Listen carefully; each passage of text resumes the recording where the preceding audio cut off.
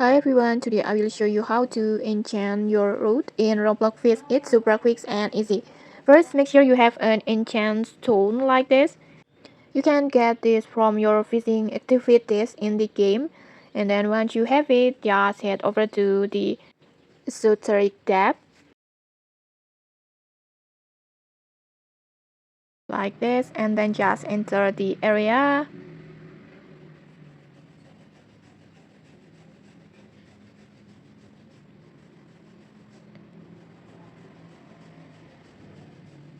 Like this, and then just pay for the elevator.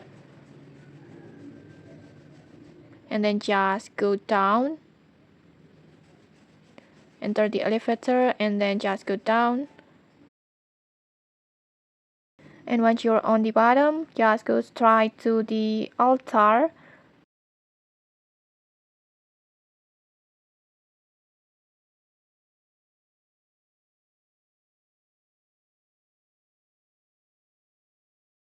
And then next, just take out your incense stone and then tap on the altar and wait for the process like this. And then next you can get powerful enchantment like this. And okay, enchanting your root, it's that simple. Just happy fishing.